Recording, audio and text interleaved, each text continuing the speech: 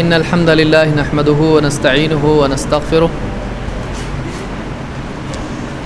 ونعوذ بالله من شرور أنفسنا ومن سيئات أعمالنا من يهده الله فلا مضل له ومن يضلل فلا هادي له وأشهد أن لا إله إلا الله وحده لا شريك له وأشهد أن محمدا عبده ورسوله أما بعد فإن خير الحديث كتاب الله وخير الهدي هدي محمد صلى الله عليه وسلم وشر الأمور محدثاتها وكل محدثة بدعة وكل بدعة ضلالة وكل ضلالة في النار. قال النبي صلى الله عليه وسلم من كذب علي متعمدا فليتبوأ مقعده من النار. پچھلے درس میں اللہ کے نبی صلی اللہ علیہ وسلم کی حدیث ہم نے دیکھی کفا بالمرء کذبا ان یحدث بکل ما سمع. آدمی کے جھوٹا ہونے کے لیے اتنا ہی کافی ہے، آدمی کے جھوٹوں میں شمار ہونے کے لیے اتنا ہی کافی ہے، آدمی کے جھوٹا ثابت ہونے کے لیے اتنا ہی کافی ہے کہ وہ ہر سنی سنائی بات بیان کرنے لگی ہے. ایک آدمی کوئی بھی بات سن لیتا ہے اور فوراً بیان کرتا ہے، اس بات کی تحقیق نہیں کرتا ہے کہ یہ صحیح ہے یا نہیں ہے،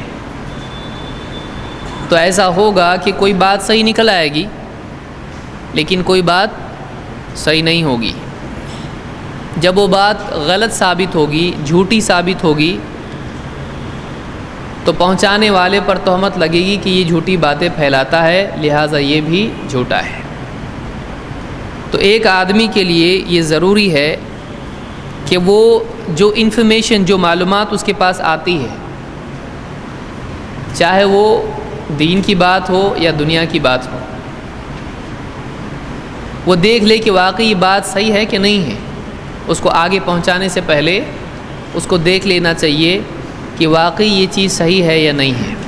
ہو سکتا ہے کوئی بات جھوٹ ہو اور یہ اس کو سچ سمجھ کے پھیلائے، بعد میں جب بات عام ہو جائے اور لوگوں کو معلوم ہو جائے کہ یہ جھوٹ ہے تو سارا بوجھ کس پر آئے گا؟ پہنچانے والے پر آئے گا. تو یہ حدیث ہم نے دیکھی تھی اور اسی سے علماء نے اصول لیا ہے کہ حدیثوں کو چیک کرنا چاہیے. جب عام باتوں کے بارے میں یہ قاعدہ ہے تو دین کی بات کے بارے میں زیادہ اس کی اہمیت بڑھ جاتی ہے، خصوصاً اللہ کے نبی صلی اللہ علیہ وسلم کے سلسلے میں. اب آئیے ہم آگے بڑھتے ہیں کہ حدیث کے اللہ کے نبی صلی اللہ علیہ وسلم کی حدیث قبول کرنے کے اعتبار سے آدمی میں احتیاط کا مزاج ہونا چاہیے، یا وہ یہ کہے کہ سب چلتا ہے، نبی کے نام سے کچھ بھی بولو ہم کو چلتا ہے، یہ مزاج زیادہ اچھا ہے، یا نبی کے نام سے بولو گے تو سوچ سمجھ کے بولو، ہم بھی سوچ سمجھ کے لیں گے، واقعی نبی کی بات ہوگی تو ہی لیں گے نہیں تو نہیں. دونوں میں سے کون سا مزاج صحیح ہے؟ تو ہم آج کے درس میں اس کو دیکھیں گے اور صحابہ کا اس بارے میں کیا طرز عمل تھا. عبید بن عمیر رحمہ اللہ کہتے ہیں استأذن ابو موسیٰ علی عمر فکأنہ وجدہ مشغولا فرجع.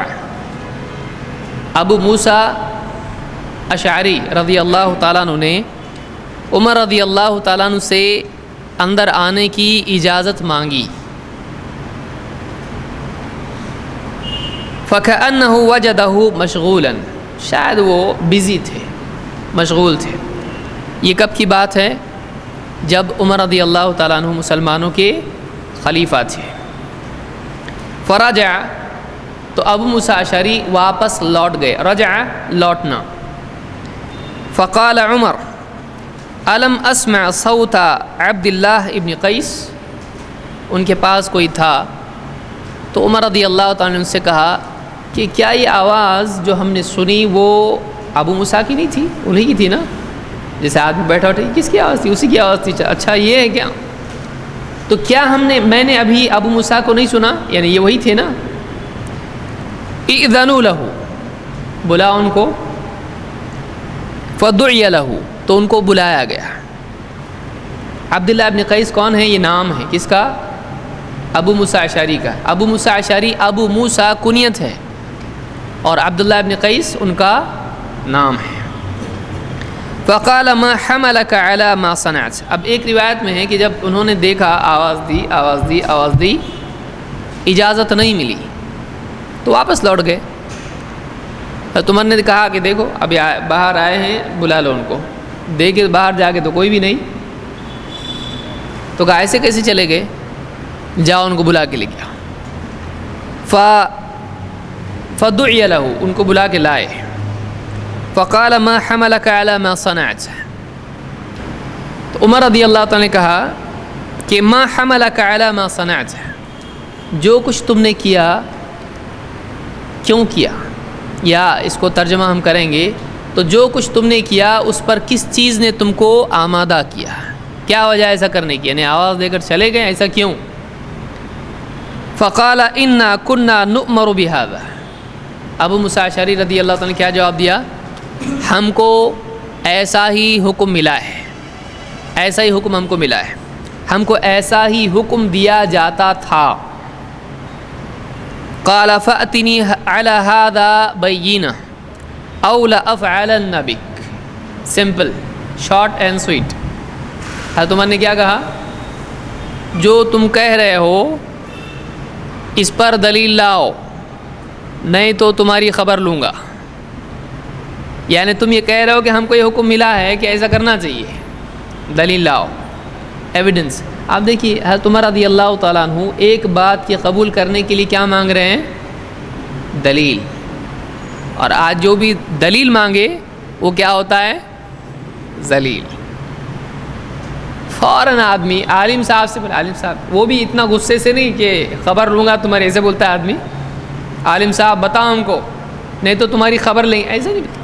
عالم صاحب اس کی کوئی دلیل ہے کہ ذرا بتائیں گے تو بہت مہربانی ہوگی. عالم صاحب کیا بولتے ہیں؟ سارے عالم نہیں بولتے ہیں ایسا, لیکن بہت پیارے عالم بولتے ہیں.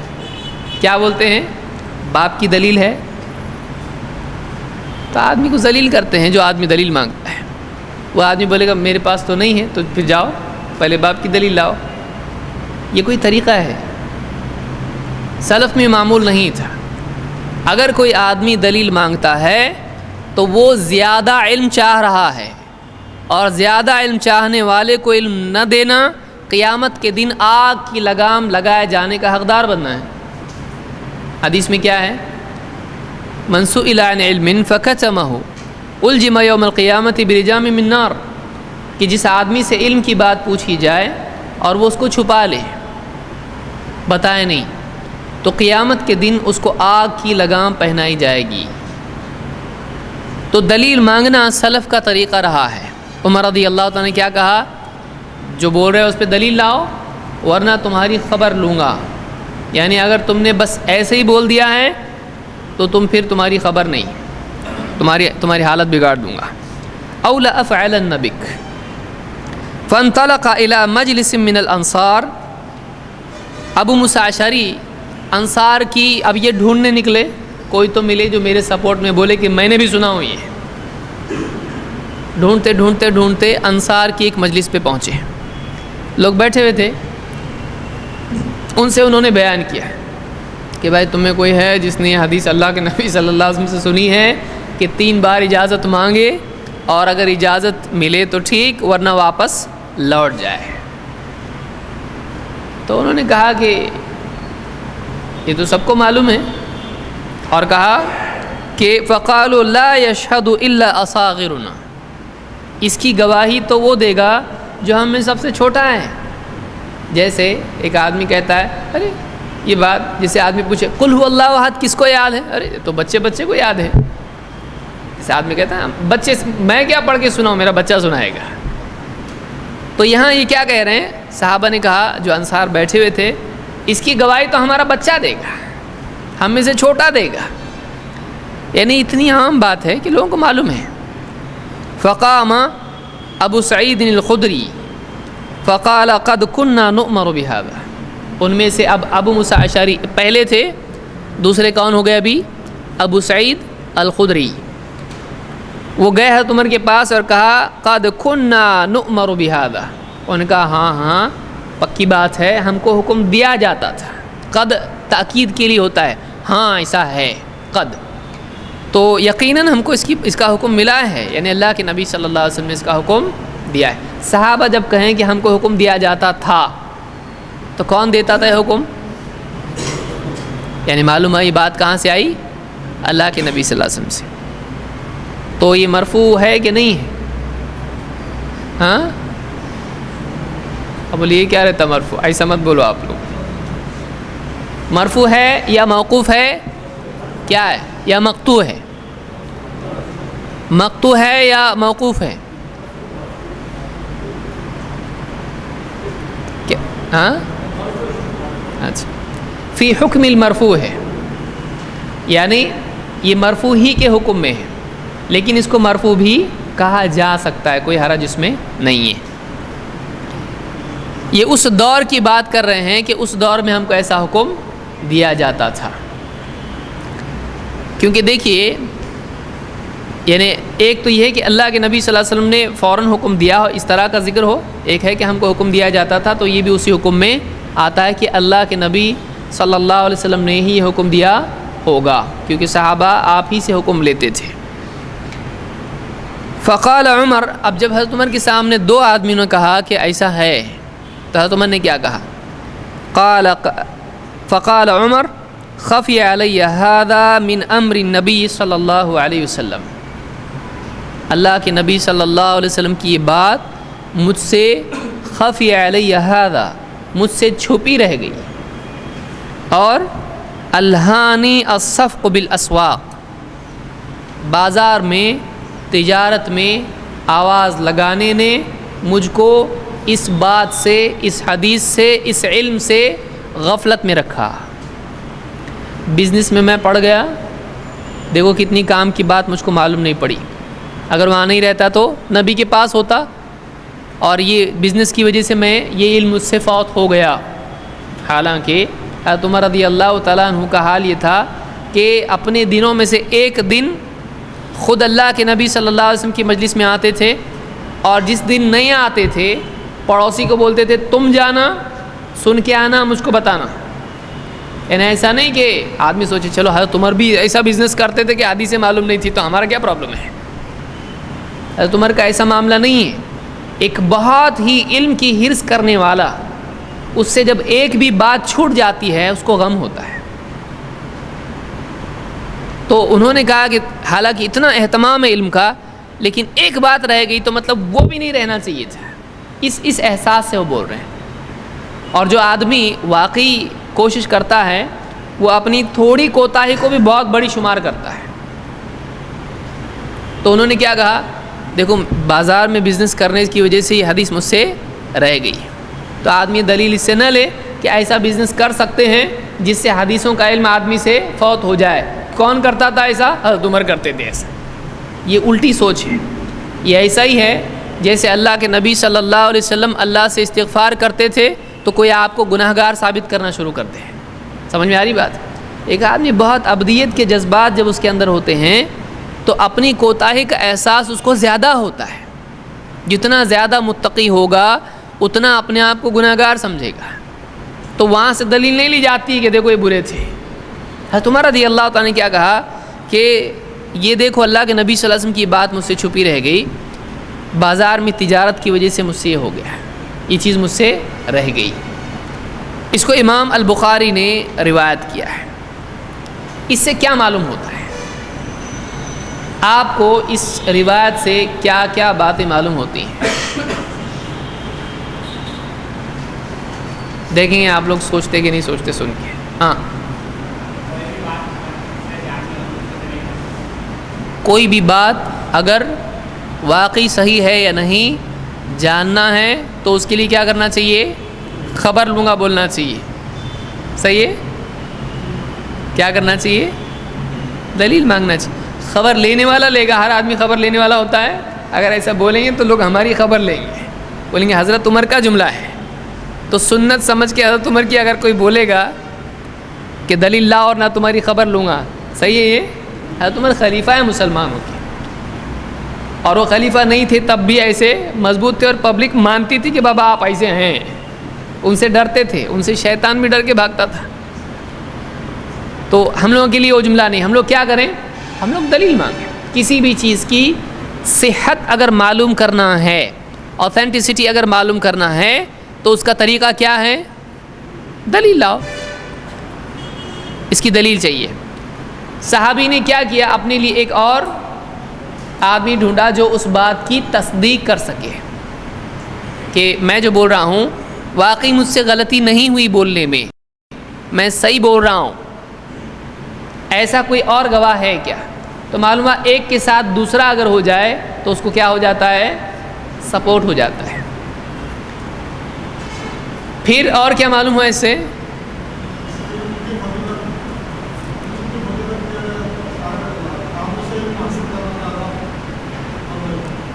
سارے کاموں سے زیادہ اہم چیز علم حاصل کرنا ہے. یہ کیسے معلوم پڑا؟ حضرت عمر کی بات سے.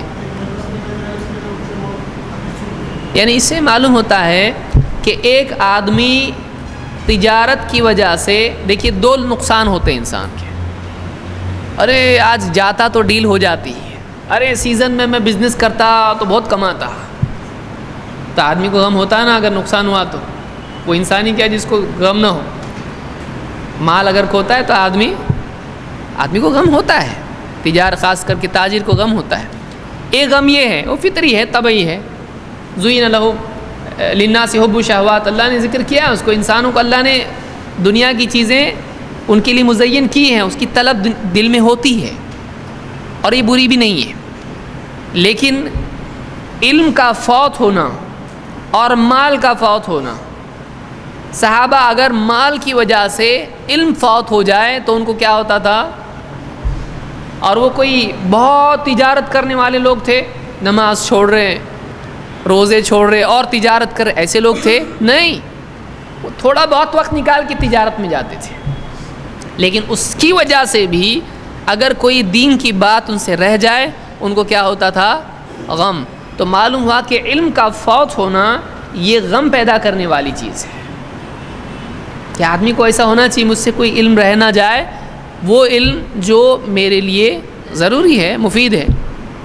تو یہ احساس، یہ دلیل ہمارے لیے پیدا کرتا ہے کہ علم کا کھونا افسوس کی چیز ہے، علم کا نہ ہونا افسوس کی چیز ہے. یہ صحابہ کا مزاج ہم کو معلوم پڑتا ہے.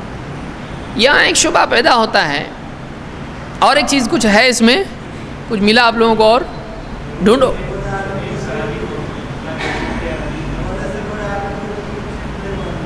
بڑے سے بڑا عالم بھی کوئی چیز اس کو نہیں معلوم، ایسا ہو سکتا ہے. اور کسی ایک صحابی کو بھی ایک بات معلوم ہو سکتی ہے اور دوسرے اس سے بڑے صحابی کو معلوم نہیں ہو سکتی ہے. حضرت عمر بڑے ہیں ابو موسیٰ اشعری، بلا شبہ خلفاء کی فضیلت زیادہ ہے. حضرت علی سے بھی بڑھ کے حضرت عمر ہیں. تو وہ حدیث حضرت عمر کو معلوم نہیں، لیکن کس کو معلوم ہے؟ ابو موسیٰ اشعری کو معلوم ہے، انصار کو معلوم ہے، اور کس کو معلوم ہے؟ ابو سعید خدری کو معلوم ہے. تو اس سے معلوم ہوا کہ بڑے سے بڑے عالم کو بھی کوئی چھوٹی بات معلوم نہیں ہوتی ہے. ایسا ہو سکتا ہے کہ نہیں ہو سکتا ہے؟ تو جو لوگ بولتے ہیں اتنے بڑے امام اللہ کے نبی صلی اللہ علیہ وسلم سے اتنے قریب تھے، ان کو نہیں معلوم، ایسا کیسا ہوگا؟ صحیح ہے آرگیومنٹ؟ حضرت عمر قریب ہیں اللہ کے نبی صلی اللہ علیہ وسلم سے یا امام سر آنکھوں پہ، لیکن اللہ کے نبی صلی اللہ علیہ وسلم اس سے اوپر. حضرت عمر رضی اللہ تعالیٰ عنہ اتنے قریب ہے اللہ کے نبی صلی اللہ علیہ وسلم کے، اس کے باوجود ایک چھوٹی بات ہے، عام بات ہے، جیسے انہوں نے کہا کہ ہمارا چھوٹا بتائے گئے، ایسی بات بھی کسی بڑے عالم سے چھپی رہ سکتی ہے، اس میں کوئی شک نہیں ہے. اس زمانے میں ہوا تو بعد کے زمانے میں من باب اولا زیادہ ہو سکتا ہے. ٹھیک ہے؟ اور کچھ اس میں بالکل صحیح ہے کہ دین کے معاملات میں یعنی عمر کا کوئی لحاظ نہیں ہے کہ یہ بڑے ان کو سب معلوم ہے، یہ چھوٹا ہے اس کو نہیں معلوم کچھ بھی. ایسا ہے؟ کوئی بات بڑے کو معلوم ہے عمر کے اعتبار سے بھی، اور چھوٹے بڑے کو نہیں معلوم ہے اور چھوٹے کو معلوم ہے. ایسا ہو سکتا ہے؟ ہو سکتا ہے. تو میں نے کہا اتنا چھوٹا رہ کے بڑوں کے سامنے بیعت بھی کرتا ہے، بھاگ یہاں سے، تیرے کو کیسے معلوم، میرے کو نہیں معلوم، ایسا کیا انہوں نے نہیں کیا. تو بڑے کو معلوم نہیں، چھوٹے کو معلوم ہو سکتا ہے. اور صحابہ اپنے بچوں کو حدیثیں یاد کراتے تھے. یا آپ بول سکتے ہو اس زمانے میں بچے بھی حدیثیں سیکھتے تھے. تو وہاں بچوں کو معلوم تھا، یہاں پہ اچھوں کو نہیں معلوم ہے. تو یہ دیکھیے وہ دور کتنا اچھا تھا کہ جس میں ایک چھوٹا بچہ ہے مجلس میں، اس کو معلوم ہے حدیث، جا بتا گیا، ذرا حضرت عمر کو بتا گیا. ایسا ہوتا ہے. یعنی اس زمانے میں بچے بھی حدیثیں سیکھتے تھے. اور دیکھیں آپ صحابہ میں ابن عباس ہے، ابن عمر ہیں، اور دوسرے صحابہ میں سے کئی صحابہ ہیں جو کم عمر تھے لیکن ان کو بھی حدیثیں معلوم تھے. انس بن مالک ہیں، بچے تھے، خدمت کرتے تھے اللہ کے نبی صلی اللہ علیہ وسلم کی، تو ان کے پاس حدیثیں ہیں. تو بہت ساری اہم حدیثیں انہوں نے بیان کی کیونکہ قریبی تھے، خادم تھے، چھوٹی چھوٹی باتیں نبی صلی اللہ علیہ وسلم کی دیکھتے تھے، جانتے تھے. بہرحال اور کچھ ہے اس میں؟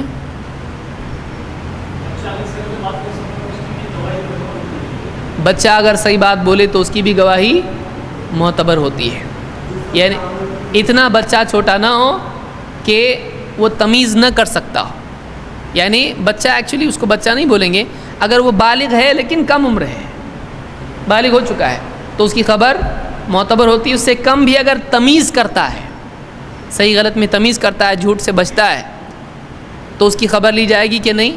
اس لیے کہ بہت سارے صحابہ جیسے حسن ابن علی رضی اللہ تعالیٰ عنہ ہیں، یا دوسرے صحابہ ہیں، محمود ابن ربیعہ ہے، اور بھی صحابہ ہیں، تو انہوں نے یعنی حدیث بیان کی اور علماء نے لیا ہے اس کو، علماء نے اس کو لیا ہے. ایک صحابی کہتے ہیں میں کنویں کے پاس تھا، اللہ کے نبی صلی اللہ علیہ وسلم نے منہ میں پانی لیا اور میں منہ پہ پچکاری ماری. چھوٹے بچے تھے وہ. بعض لوگوں نے اس کا بھی اعتراض بنایا حدیث کا انکار کرنے کے لیے. دیکھو نبی ایسا کر سکتا ہے، کیوں نہیں کر سکتا ہے؟ آپ نہیں کرتے؟ پیار سے اگر کوئی کرے اس طرح سے تو کیا مسئلہ ہے؟ یعنی ایک نبی کسی کو، اللہ کے رسول صلی اللہ علیہ وسلم کا لعاب ہے، پانی میں آپ کلی کر رہے ہیں اور اس کے منہ پہ مار رہے ہیں پچکاری، تو اس میں ایک تو محبت ہے، اور بچوں کے ساتھ کیا ہے نا، کسی بزرگ کے ساتھ تھوڑی کیا ہے. کوئی آدمی اپنے بچے کو گود میں لے بولے کیا ہے، باپ کو لیتا ہے کیا ایسا؟ ارے بولیں گے وہ باپ ہے، یہ بیٹا ہے، بیٹے کو لے سکتے، یہ کدھر ہے؟ انسانیت میں برابری ہونا چاہیے، ایسا بولیں گے؟ بچہ ہے وہ، بچے کے ساتھ کچھ وہ چیزیں کی جاتی ہیں جو بڑوں کے ساتھ نہیں کرتے، تو اس میں کوئی برائی بھی نہیں ہوتی ہے. تو یہاں پر چھوٹے بچے ہیں، انہوں نے روایت کی، علماء نے اس کو لیا، بخاری نے اس کو ذکر کیا ہے.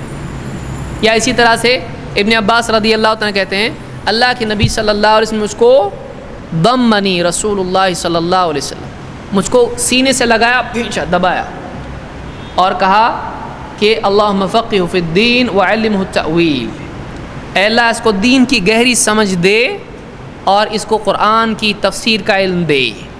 تو اب بھیجا، آپ نے بچے تھے، روایت انہوں نے ذکر کی، علماء نے اس کو قبول کیا. تو اس طرح سے بچوں کی روایت لی جا سکتی بشرطے کہ وہ کیا کریں، عربی میں اس کو کہتے ہیں تمییز.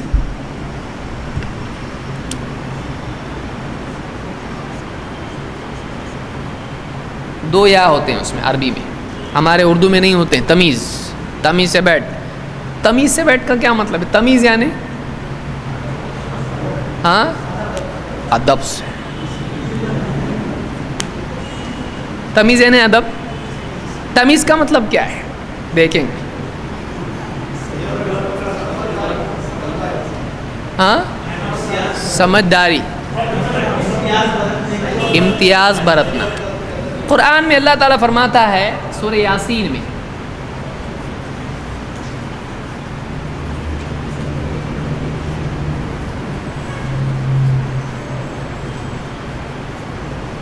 وَامْتَازُوا الْيَوْمَ أَيُّهَا الْمُجْرِمُونَ، مجرموں، اے مجرموں آج تم الگ ہو جاؤ. وَامْتَازُوا الْيَوْمَ، سپریشن، فرق کرنا. امتیاز، تو امتیاز کا مطلب کیا ہوتا ہے؟ فرق کرنا، بڑے چھوٹے میں امتیاز کرنا، صحیح غلط میں امتیاز کرنا. تو تمییز کا مطلب ہوتا ہے ایسا بچہ جو فرق کرتا ہو، یہ اچھا ہے، یہ برا ہے، یہ صحیح ہے، غلط ہے. جب اتنی عمر ہو جائے اس کی تو اس کی بات لی جائے گی، ورنہ نہیں. سمجھ میں آیا؟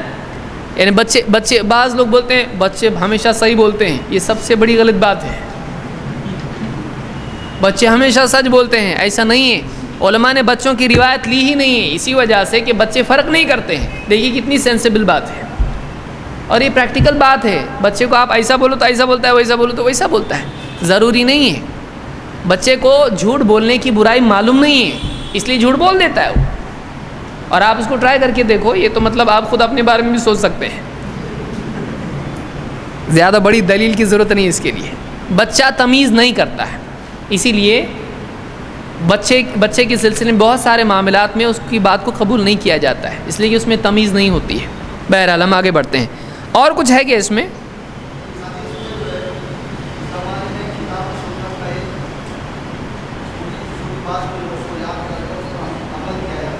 یعنی اس زمانے میں کتاب و سنت کا علم، خصوصاً حدیث کا علم عام تھا۔ صحابہ حدیث کا بھی اہتمام کرتے تھے، اور حدیث بھی دین میں دلیل ہو جاتی تھی۔ کیا یہ بات قرآن میں ہے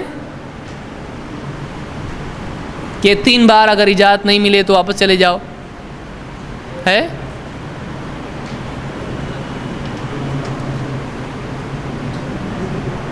قرآن میں یہ تو ہے کہ اگر تم کو لوٹنے کے لیے کہا جائے فَإِذَا قِيلَ لَكُمُ ارْجِعُوا فَارْجِعُوا، اس طرح سے، لیکن اجازت نہ ملے تو اس طرح کا ذکر نہیں کہ 3 بار تم کو اگر اجازت نہیں ملے، اس طرح سے ذکر قرآن میں نہیں ہے۔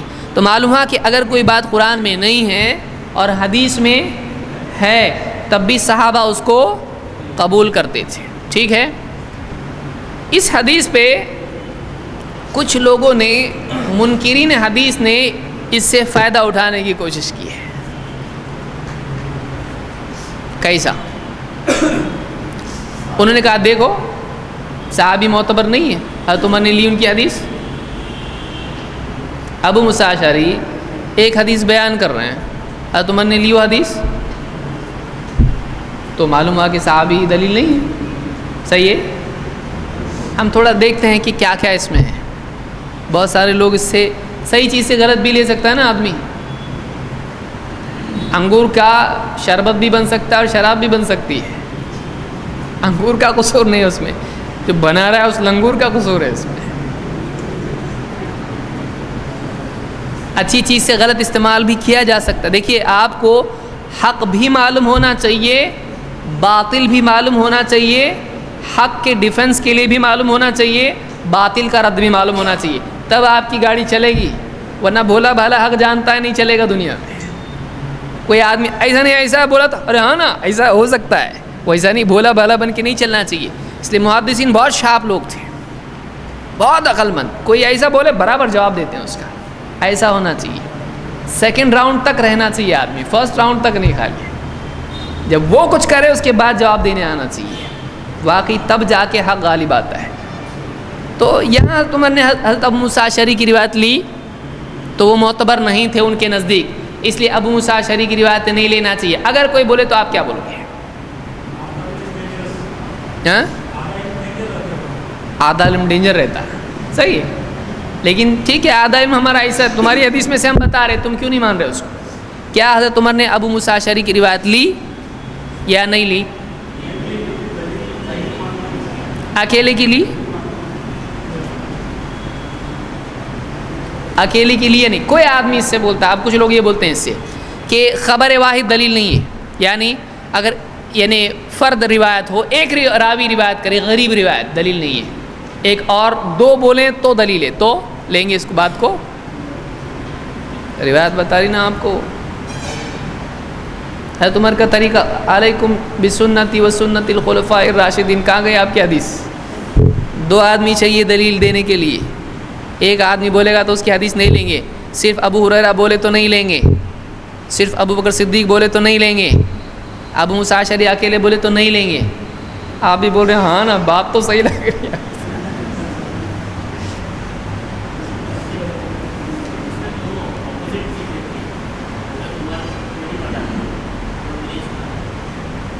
ٹھیک ہے، نہیں پتا ہے، لیکن لیں گے جب تو ہم 2 سے لیں گے، 1 سے نہیں لیں گے۔ تو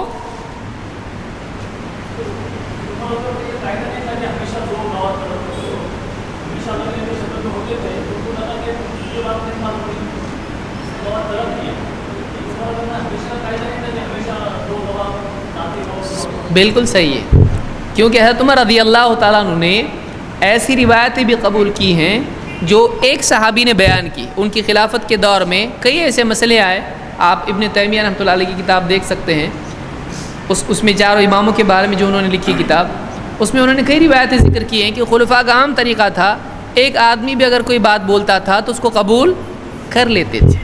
تو کسی ایک موقع پر ایسا کرنا کیا اسے اصول بنتا ہے؟ کبھی اگر دو آدمی مانگ رہے ہیں اور کبھی ایک آدمی سے بھی لے لیتے ہیں تو کیا اس سے قاعدہ بنتا ہے کہ دو ہی چاہیے؟ نہیں، کیونکہ وہاں قاعدہ ٹوٹ گیا نا کہ ایک بھی چلتا ہے، اگر ایک مرتبہ بھی ایک سے روایت لے لیں تو بات چلتی ہے۔ جیسے کہاں لیے تھے اسے بتائیے؟ ہاں سمجھ میں آ رہا ہے؟ آپ یاد آئے گا آپ کو تقدیر میں آپ نے کچھ سنا تھا کہ حضرت عمر رضی اللہ تعالیٰ نے وبا جہاں پھیلی ہے وہاں جائیں کہ نہیں جائیں؟ ہم باہر ہیں، کسی علاقے میں پلیگ بیماری پھیلی ہوئی ہے، اس علاقے میں انٹری کرنا چاہیے یا نہیں کرنا چاہیے؟ اس بارے میں حضرت عمر نے کیا کیا تھا، یاد ہے کسی کو؟ پہلے کیا کیا؟ دیکھیے یہ بہت اہم، یہ جو دروس ہمارے ہیں بہت اہم ہے، اس میں جو آپ شبہات اور ڈاؤٹس کریٹ ہوتے ہیں بہت سارے، کوئی جاتا انٹرنیٹ پہ جاتا گوگل اور ڈھونڈتا بہت کچھ، اس کے سامنے بہت کچھ آتا ہے، اور وہ جو دل میں سوراخ ہو جاتا ہے اس سے ایمان ٹپکتے ٹپکتے ٹپکتے پورا برتن خالی ہو جائے، اس کو پیچ کرنے آنا چاہیے۔ یہ پیچنگ فیکٹری ہے، یہاں پہ یہی ہوتا ہے، بہت ضروری ہے۔ اللہ تعالیٰ ہم سب کو محفوظ رکھے فتنوں سے، اور ایمان و علم کی دولت ہم کو عطا فرمائے اور حکمت عطا فرمائے۔ عمر رضی اللہ تعالیٰ نے کیا کیا تھا؟ پہلے مشورہ کیا۔ کس کو بلایا پہلے؟ سب سے پہلے مہاجرین، ان میں مشورہ کیا۔ پھر کس کو بلایا؟ انصار۔ پھر کس کو بلایا؟ فتح مکہ کے بعد والے مسلمانوں کو بلایا، ان کو بلایا، مشورہ ہوا، ساری بات طے ہوئی۔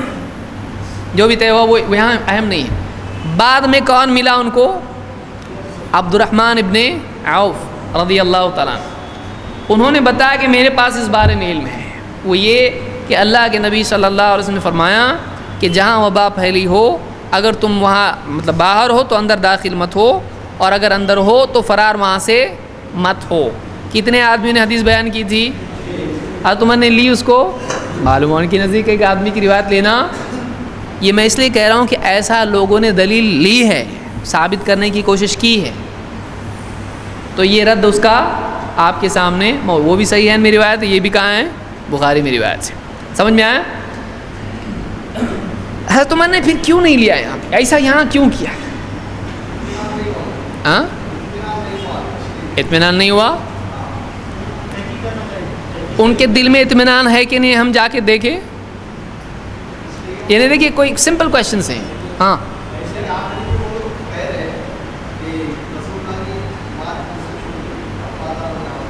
مجھ سے چھوٹ گئی، یعنی آخر میں مان لیا اس کو کہ یہ بات صحیح ہے، ٹھیک ہے، یعنی حضرت عمر حدیثوں کو مانتے تھے۔ ہم آگے آئیں گے انکار حدیث جب ہم لیں گے انشاءاللہ مستقل کورس کے طور پر، اس میں سارے اعتراضات آئیں گے۔ حضرت عمر نے حضرت ابو ہریرہ کو منع کیا تھا حدیث مت بیان کرو، صرف قرآن بیان کرو، ایسی بہت ساری باتیں لوگ پھیلاتے ہیں، بعض اس میں سے سند کے اعتبار سے صحیح رہی ہیں اور بعض روایتیں وہ ہیں جن کو توڑ مروڑ کے پیش کیا جاتا ہے، اس وقت یہ بہت کام آئے گا ہم کو، یہ ہم کو یاد رہنا چاہیے۔ آگے کے فتنے انکار حدیث کے بھی ہیں، بہت بڑا فتنہ وہ ہے۔ یہاں حضرت عمر نے کیوں قبول نہیں کیا حضرت ابو موسیٰ اشعری کی حدیث کو؟ کیوں ایسا کیا؟ دلیل لاؤ نے تو خبر لوں گا، یہ بخاری کی روایت میں نہیں ہے، اور اس سے شبہ پیدا ہوتا ہے کہ کیا ابو موسیٰ اشعری رضی اللہ تعالیٰ عنہ حضرت عمر کے نزدیک قابل اعتبار تھے یا نہیں تھے؟ تو موطا کی روایت میں یا ابو داؤد کی روایت میں اور بھی کتابوں میں یہ الفاظ ہیں کہ عمر رضی اللہ تعالیٰ عنہ نے ابو موسیٰ اشعری رضی اللہ تعالیٰ عنہ سے کہا، ایک صحابی گئے اور حضرت عمر کو ڈانٹا، کہا کہ آپ اللہ کے نبی صلی اللہ علیہ وسلم کے صحابہ کو ایسے ستاتے ہو، یعنی ایسا ڈراتے ان کو کہ جاؤ دلیل لے کے آؤ، تمہاری دیکھو ابھی خبر لیتا ہوں میں، ایسا کیوں کرتے ہو صحابہ کو؟ تو حضرت عمر کو ڈانٹنے والے بھی سماج میں تھے، اور حضرت عمر ایسے نہیں تھے کہ کوئی بھی میرے خلاف بولے گا تو گیا کام سے غائب، ایسے نہیں تھے، بلکہ ان کو کہا کہ اے عمر، اے امیر المؤمنین، کہ آپ کیوں صحابہ کو پریشان کرتے ہو؟ اللہ کے نبی صلی اللہ علیہ وسلم کے صحابی ہیں، ان کو کیوں ڈراتے ہو؟ اور ابو موسیٰ اشعری بھی کوئی ایک دم نرم سیدھے سادھے ایسے نہیں تھے. ایک دسترخوان پہ اگر 2 سالن دکھتے تھے تو لکڑی سے مارتے تھے ڈنڈے سے کہ اللہ کے نبی صلی اللہ علیہ وسلم نے زندگی میں ایک ساتھ 2 سالن نہیں دیکھے، میں نے کبھی تم کیسا کھا رہے. وہ بھی ایسے ڈینجر تھے، وہ بھی ایسے یعنی سخت صحابی تھے. صحابہ دل کے نرم تھے لیکن اصول کے سخت تھے. تو وہ بھی کوئی ایسے نہیں تھے کہ ڈرپوک چلو کوئی ڈرا دیا تو ڈر گئے، ایسے نہیں تھے وہ. لیکن یہاں کمپیریٹیولی حضرت عمر کیسے ہیں؟ بڑے ہیں، ذرا زیادہ ان کو شیطان دے کے بھاگتا ہے. تو صحابہ ادب کرتے تھے اور ڈرتے بھی تھے حضرت عمر سے. خود اللہ کے نبی صلی اللہ علیہ وسلم کی بیویاں ڈرتی تھی حضرت عمر سے، گھر میں آ جاتے تھے تو دبک جاتی تھی ایک دم. بہرحال حضرت عمر نے ابو موسیٰ اشعری سے جب صحابی نے ان کو اس طرح سے تنبیہ کی کہ آپ کیوں ڈراتے ہو صحابہ کو، تو حضرت عمر نے کیا کہا وہ جملہ بھی یاد رکھنے کا ہے. سنن ابی داؤد میں روایت موجود ہے. انہوں نے کہا اما انی لم اتہم کا، یہ جملہ ہے، اما انی لم اتہم کا، اے ابو موسیٰ میں تم پر تہمت نہیں لگا رہا ہوں، یعنی میرے نزدیک تم جھوٹے نہیں ہو، یعنی میں تمہاری بات نہیں مان رہا ہوں. اس لیے نہیں ہے کہ مجھ کو تم پہ بھروسہ نہیں، اطمینان نہیں، اس لیے نہیں، بلکہ ولیکن خشیت ان یتقول الناس علی رسول اللہ صلی اللہ علیہ وسلم، لیکن میں اس بات سے ڈرتا ہوں کہ کہیں لوگ اللہ کے نبی صلی اللہ علیہ وسلم پر باتیں بنانے نہ لگیں. میں جو ٹریٹمنٹ تم کو دے رہا ہوں، جب بڑے اور سچے کے ساتھ ایسا کریں گے تو جھوٹا اپنے آپ ڈر جائے گا اور بتائے گا ہی نہیں ایسی باتیں.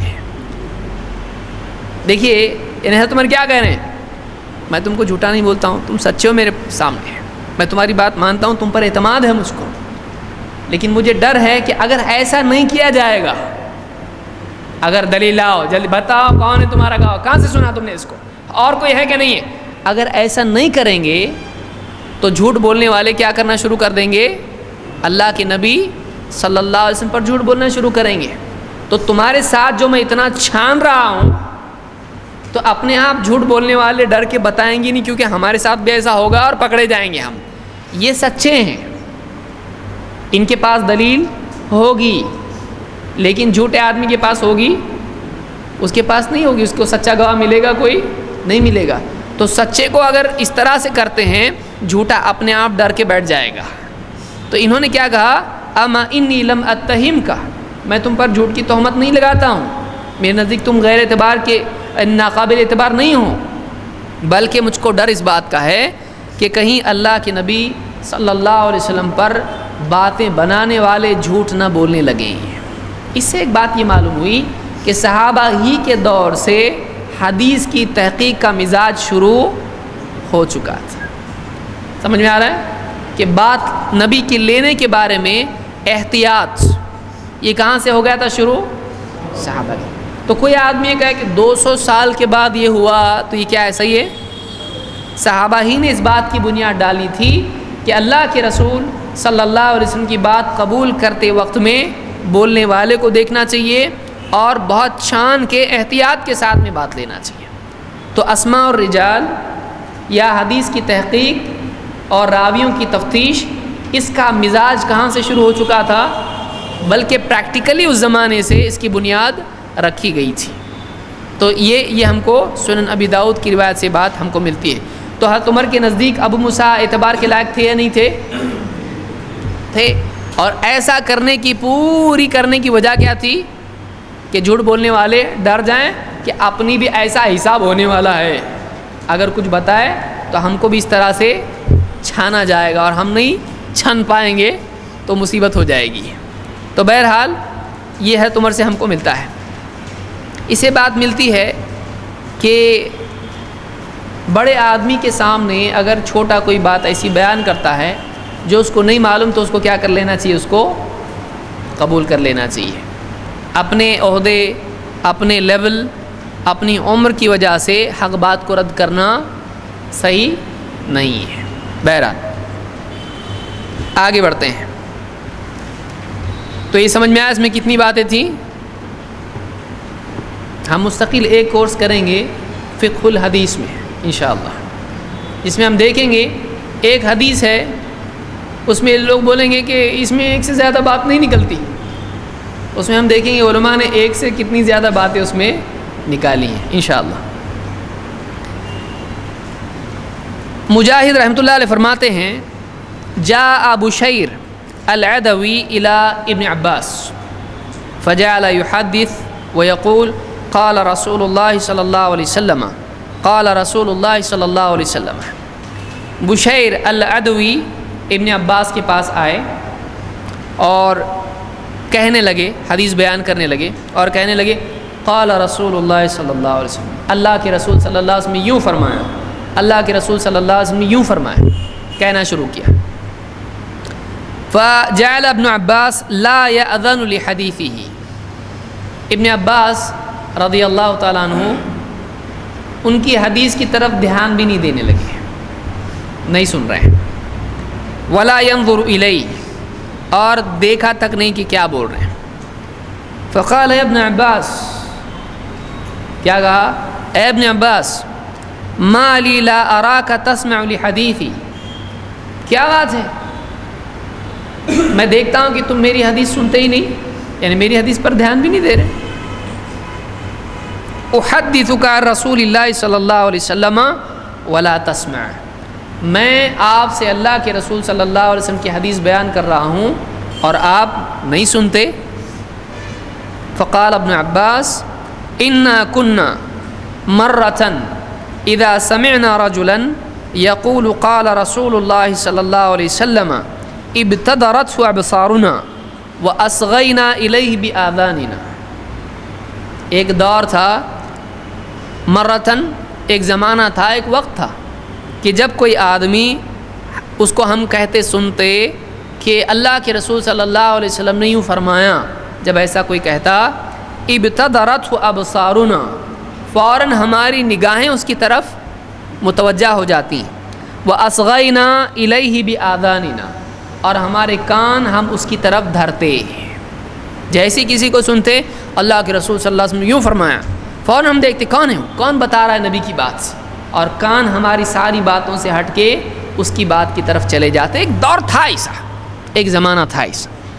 فلما رکب الناس الصعب والذلول، لیکن جب لوگوں نے اونچا نیچا راستہ اختیار کیا، لم نأخذ من الناس الا ما نعرف، جب لوگوں نے اونچا نیچا راستہ شروع کر دیا، یعنی گھٹانا بڑھانا شروع کر دیا اور حدیث کے سلسلے میں گڑبڑ شروع کر دی، تو ہم اسی سے لیتے ہیں جس کو ہم پہچانتے ہیں، یا ہم وہی باتیں لیتے ہیں جن کو ہم پہچانتے ہیں کہ واقعی اللہ کے رسول صلی اللہ علیہ وسلم کی بات ہے، تو ہم ایسی باتوں پہ دھیان ہی نہیں دیتے ہیں جو اعتبار کے لائق نہ ہو۔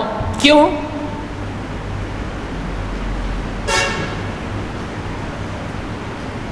مطلب سوال پوچھ رہا ہوں میں، اس کا حصہ نہیں ہے یہ، میں آپ لوگوں سے پوچھ رہا ہوں کیوں؟ تو حدیث نہیں سننے کا، تو اس سے کیا معلوم ہو رہا ہے؟ ابن عباس کے قول کا خلاصہ کیا ہے؟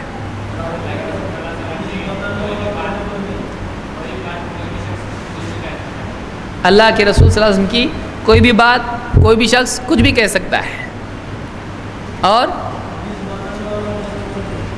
یعنی کیا اس سے کوئی کہتا ہے ہم لوگ حدیث بتاتے اور آپ لوگ حدیث نہیں مانتے، ہماری اتنی موٹی کتاب ہے کہ آپ اس کو پڑھتے نہیں،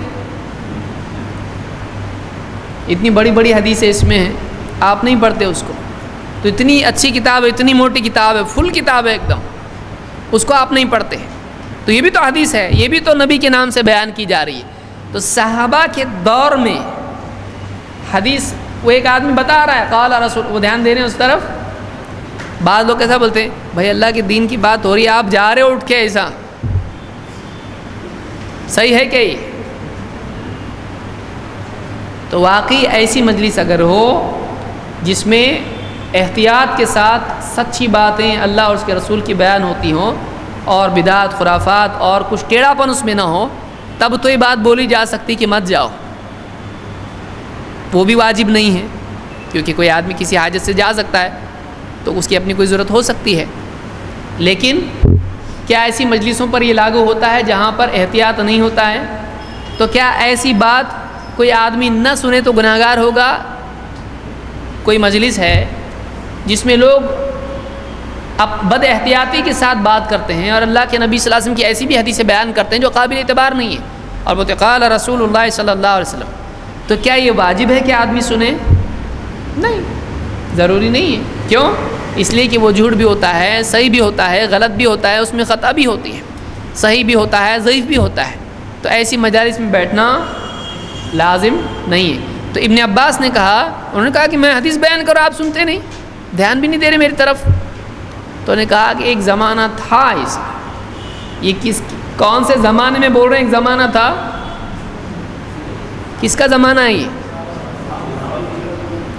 اور لوگ کیا بولتے ہیں کہ ضعیف راوی جو ہے وہ امام کے بعد آتا ہے، بولتے ہیں کہ نہیں بولتے ہیں؟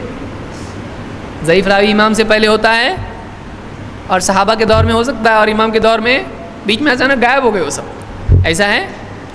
صحابہ کے دور میں صحابہ خود بول رہے ہیں کہ ایک دور ایسا تھا کہ سب سچے تھے اور وہی بتاتے تھے جو واقعی اللہ کے نبی صلی اللہ علیہ وسلم نے کہا، لیکن پھر لوگوں نے ایسا طریقہ اختیار کیا، کیسا؟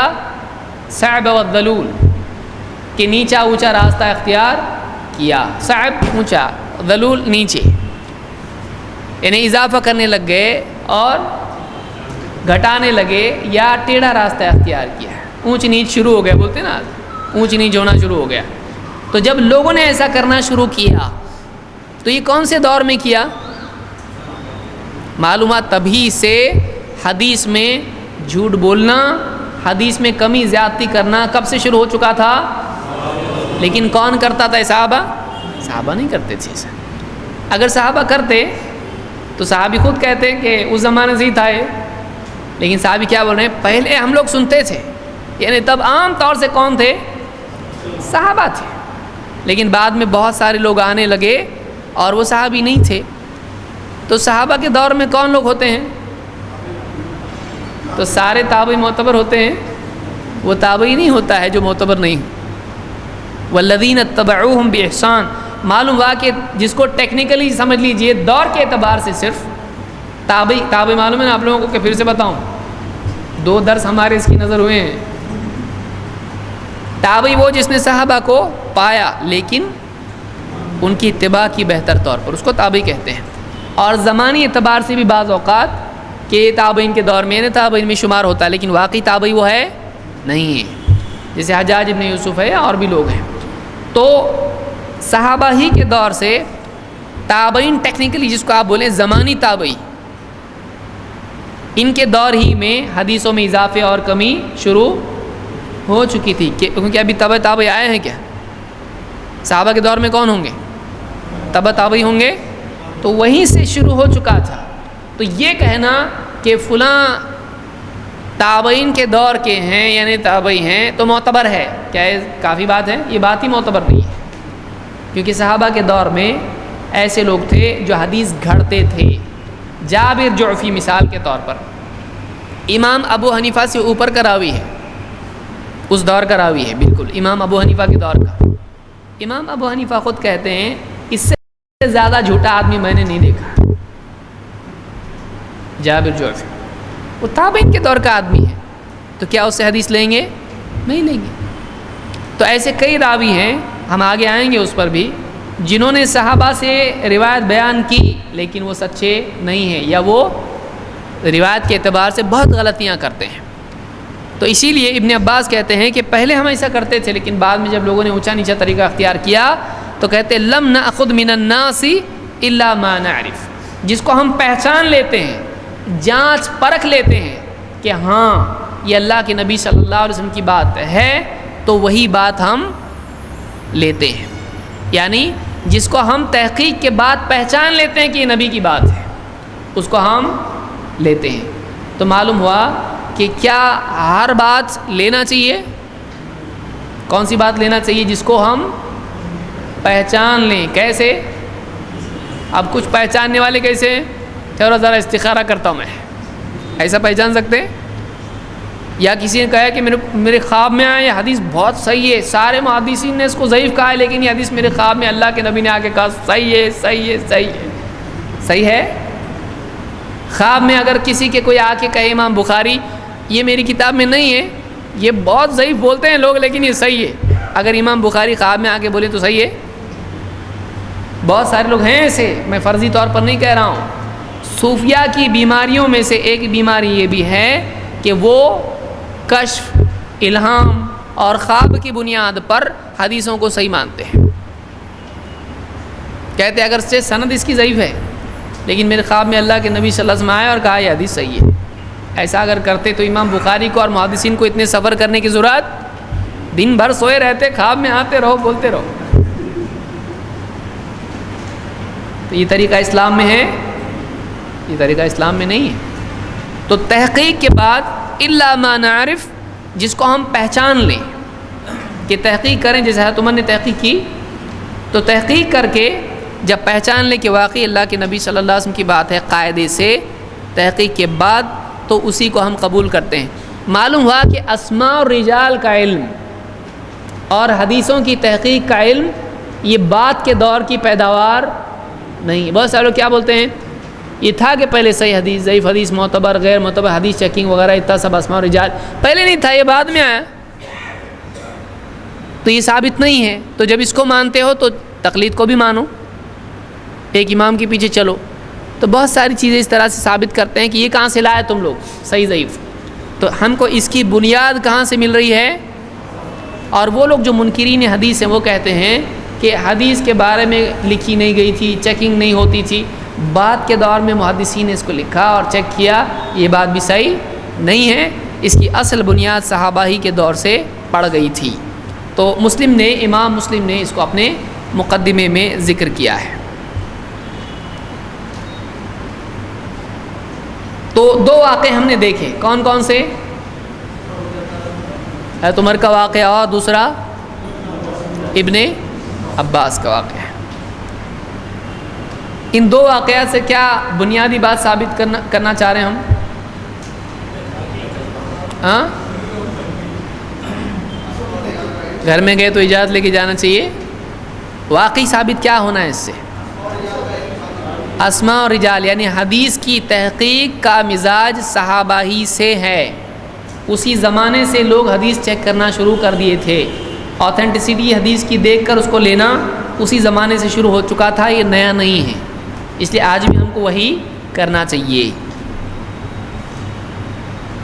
ایک مولوی صاحب کے سامنے ایک ہمارے بھائی نے حدیث بیان کی، یا کہا کہ حدیث ضعیف ہوتی ہے، صحیح ہوتی ہے، انہوں نے کہا حدیث ضعیف نہیں ہوتی، ہمارا ایمان ضعیف ہوتا ہے،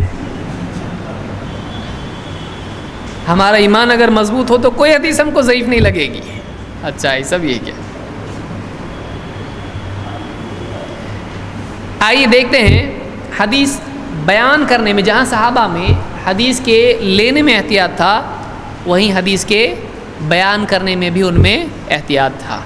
یہ نہیں کہ ہم لینے میں تو بہت چھان پرکھ کے لیں اور بیان کرتے وقت میں جو جی میں آئے کہنے لگیں، لینے میں بھی احتیاط ہونا چاہیے اور بیان کرنے میں بھی احتیاط ہونا چاہیے۔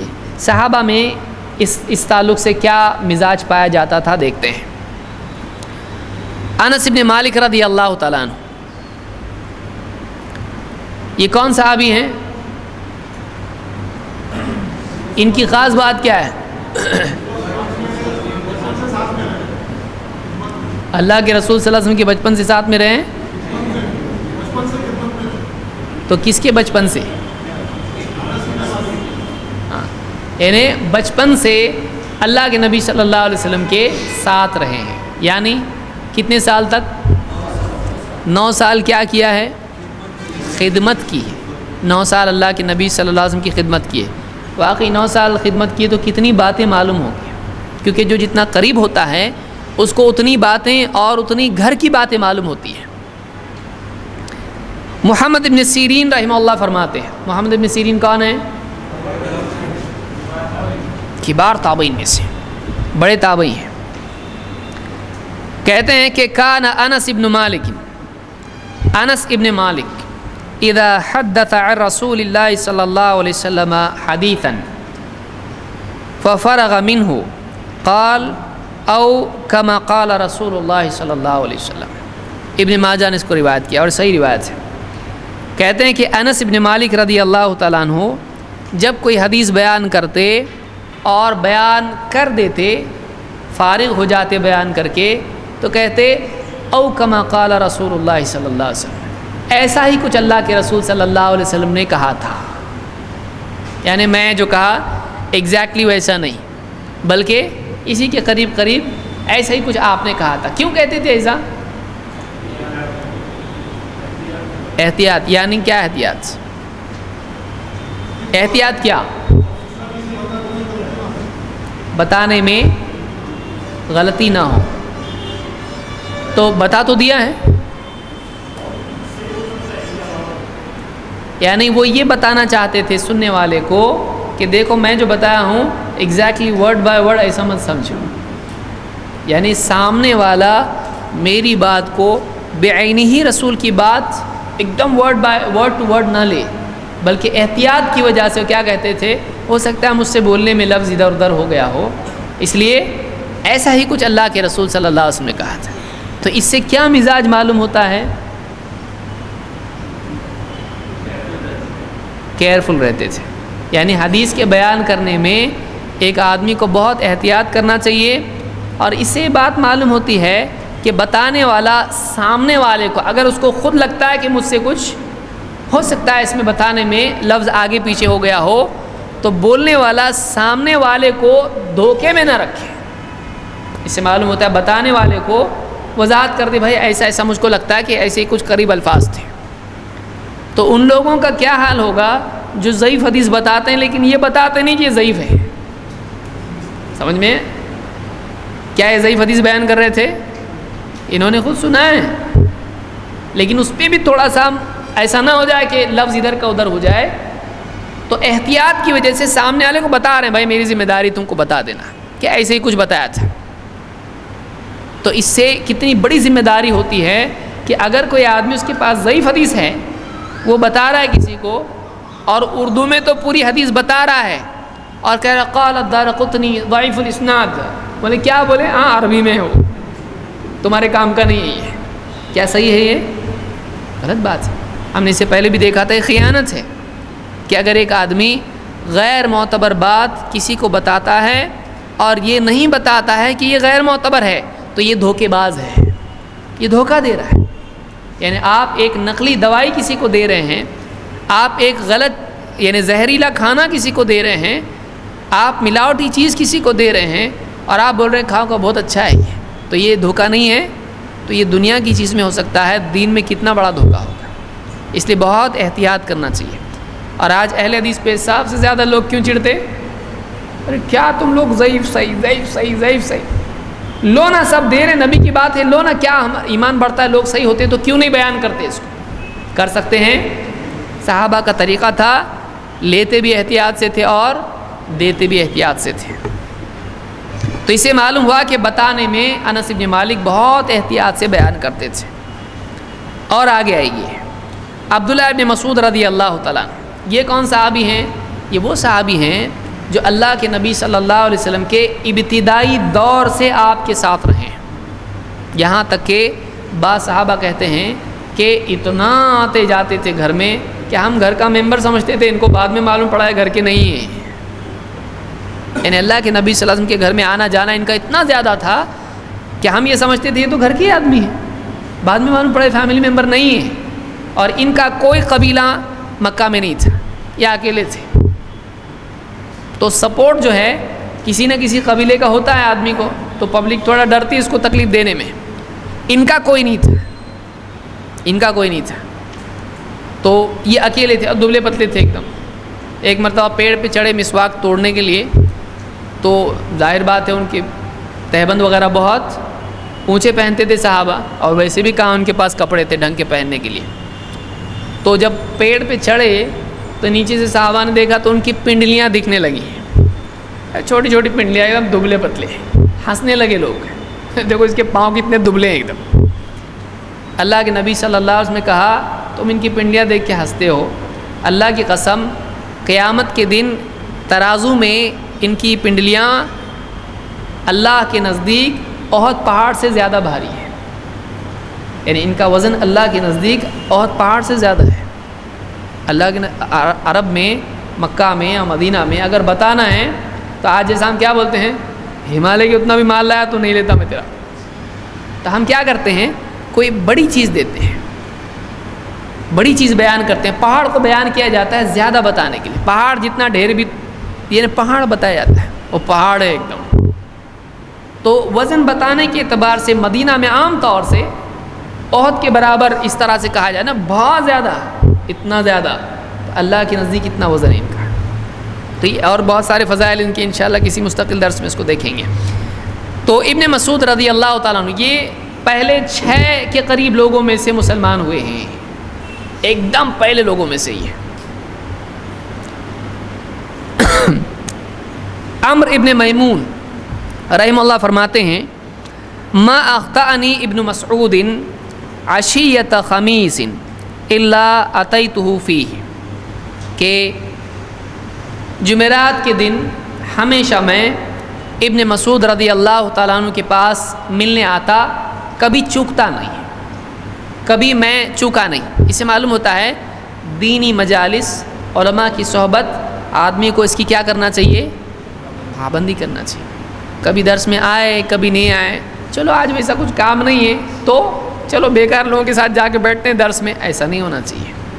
بلکہ آدمی دینی مجالس، حضرت عمر کا احساس آپ دیکھیں، حضرت عمر کیا بول رہے ہیں کہ الہانی الصفق بالاسواق، کہ بازاروں میں آواز لگانے سے میرے سے یہ بات رہ گئی، غفلت میں پڑ گئے۔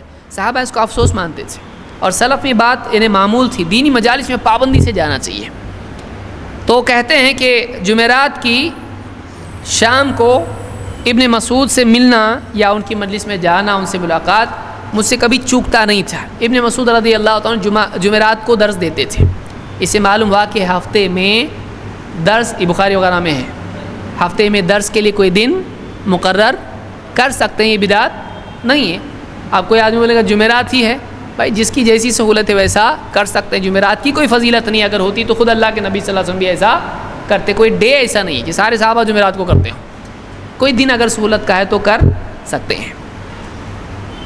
قال فما سمعته يقول بشيء قط قال رسول اللہ صلی اللہ علیہ وسلم، میں عام طور سے ان کی زبان سے ایسا کہنا نہیں سنتا تھا بالکل بھی کہ اللہ کے رسول صلی اللہ علیہ وسلم نے ایسا کہا، یعنی ڈٹ کے کانفیڈنس کے ساتھ میں ایک دم بے جھجک ایسا کہہ رہے ہوں، ایسا میں سنتا نہیں تھا، بہت احتیاط کرتے تھے۔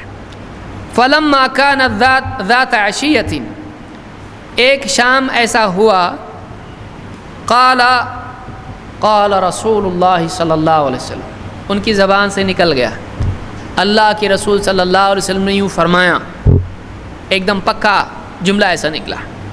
فنکس، ایسا بولتے ہی انہوں نے فوراً ان کا سر جھکا لیا، انہوں نے یعنی ایک دم خاموش ہو گئے اور سر جھکا لیا۔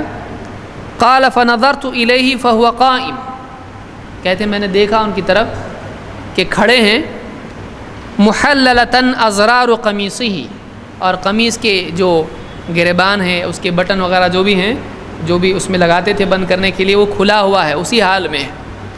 قد اغرقت عیناہ، کہ ان کی آنکھیں ایک دم بھر آئی، جیسے آدمی خوف اور غم اور غلطی کے احساس سے آدمی جس طرح سے ندامت اس کو ہوتی ہے، ایک آدمی کو بہت بڑی غلطی میں نے کیا، میں بچتے بچتے آیا اور میرے سے ہو گئی غلطی، تو ایسا جب آدمی کو فیل ہوتا ہے کہ یار میں نے غلطی، بہت بڑی غلطی کیا ہے، تو آدمی غم اور خوف دونوں جب جمع ہو جاتے ہیں تو کیسی کیفیت ہوتی ہے، آنکھیں ڈب ڈبا گئی ان کی۔